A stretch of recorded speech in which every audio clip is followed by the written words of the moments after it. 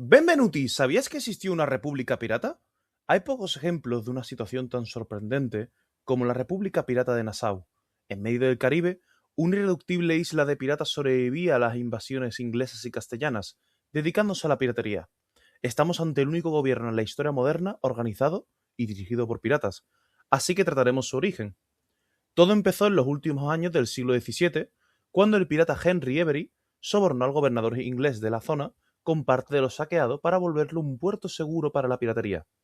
Este Henry Every, conocido pirata de un alto nivel adquisitivo por las tierras que tenían las colonias inglesas, hacen que no se sepa bien por qué decidió dedicarse a la piratería, iniciando su carrera con un motín en una expedición para atacar barcos españoles mientras iban rumbo a Madagascar, creando allí un lugar seguro para la piratería del Índico, haciendo su fortuna a través de saqueos contra los mongoles, de alrededor de unos 20 millones de euros actuales, unas 200.000 libras. Tras eso, vivió de su fortuna, probablemente en la propia Nassau. Fueron dos ataques franco-españoles a la isla los que hicieron que la presencia inglesa bajase, a tal punto que un grupo de corsarios ingleses se hizo cargo definitivamente del asentamiento en 1706, empezando una guerra contra los gobiernos coloniales mientras nombraban a su propio gobernador, al amparo de conflictos como la Guerra de la Sucesión Española. Aquí van a destacar dos piratas, que se harán cargo del gobierno de la isla y serán el inicio de una nueva gran generación pirata, con la banda Flying Gang. Así pues, Benjamin Hornigold. Este era un pirata inglés cuya carrera comienza parando barcos, utilizando Nassau como conexión, hasta que se volvió un temible corsario que tenía bajo su mando a ni más ni menos que a Barba Negra. De fama bastante benigna, se le llamaba menos vicioso que el resto, es decir, menos inclinado a las adversiones, a la vida más tranquila, menos centrado en el ron, menos centrado en el saqueo. Cuando el gobernador inglés le ofreció el perdón, este aceptó, porque realmente no se parecía tanto a sus compañeros, dedicando el resto de su vida a ser un cazarrecompensas de sus antiguos compañeros, hasta morir en un viaje a Nueva España. Con él se formaron importantes piratas como Barba Negra, Steve Bonnet y Samuel Bellamy. El otro pirata importante fue Henry Jennings. Este era un terrateniente en las Bermudas, de una familia conocida y bastante prestigiosa dentro de la isla, luchando como corsario inglés en la Guerra de Sucesión Española.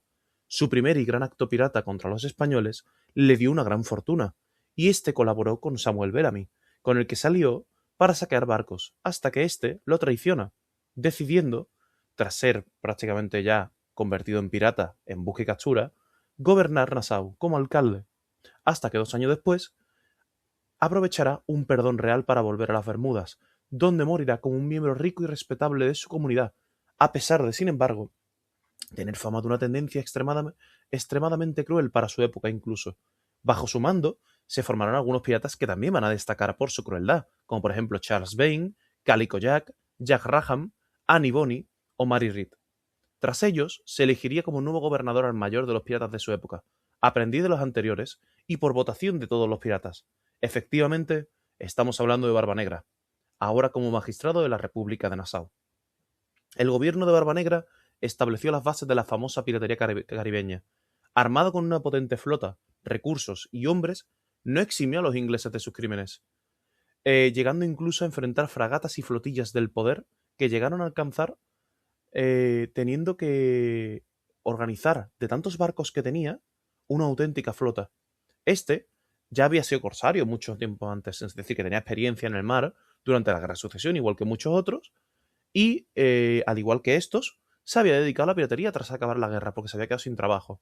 Mientras estuvo en la tripulación de Benjamin Hornigold, consiguió su propio barco, perdón, de origen francés, la venganza de la reina Ana, que es como la nombró, llegando incluso a derrotar a un barco de la Armada Británica. Y vosotros diréis, bueno, un barco. Ningún otro pirata conseguía cosas así, porque realmente los barcos piratas no se enfrentaban a las armadas enemigas, simplemente saqueaban los barcos comerciales.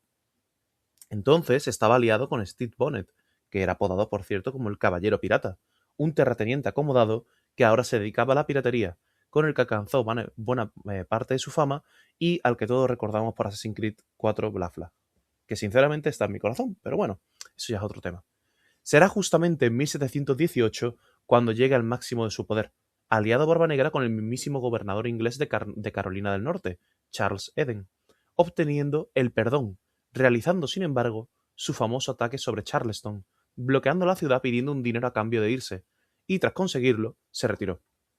Devolviendo sus barcos a Bonnet, que tenía poco mando, porque a Bonnet básicamente lo deja solo, sin hombres ni provisiones, tenía una flota de 4 barcos, y mientras Bonnet fue capturado y ahorcado en Carolina del Sur, él se dedicó todavía a la piratería. Pero claro, mientras Barbanegra está haciendo actividades piráticas, ¿quién gobierna en Nassau? En Nassau, el nuevo gobernador de las Bahamas, Woodrow Rogers, llegó con una flota de 7 barcos, ofreciendo el perdón a cambio de que traicionaran a Barbanegra, cosa que muchos piratas no aceptaron, como por ejemplo Benjamin Hornigold, que acabaría con la muerte de su socio, Charles Vane. Por eso mismo, Barbanegra va a seguir en el norte, porque no tenía forma de volver a Nassau, porque estaba bajo dominio inglés. El final de Nassau y el de Barbanegra es bastante conocido, porque llegará cuando en el inicio de la Edad Dorada de la piratería va a ser sorprendido por Robert Maynard con una persecución digna de película que llevó a que un barco inglés incluso fuera hundido, oportunidad que usó el pirata para asaltar a la flotilla. En el abordaje, donde Barbanegra parecía que se iba a alzar con la victoria, se enfrentó al propio Maynard, al que ganó con su espada, pero en ese momento recibió un disparo, para acto seguido recibir un corte de un sable inglés, momento en el que Robert, de un gran tajo, lo decapitó. Su cabeza, colgada del barco, fue llevada a Inglaterra, concretamente primero a Virginia, terminando la gran historia de Barbanegra. Muchos de los que se resistieron hallaron su final prontamente. Además, otros como Bellamy habían muerto recientemente, en una tormenta, de tal manera que los piratas no estaban en su mejor momento. Destacó sobre todos la resistencia de Charles Vane, apoyado por Jack Raham, que era la pareja de Mary Read, y Edward England.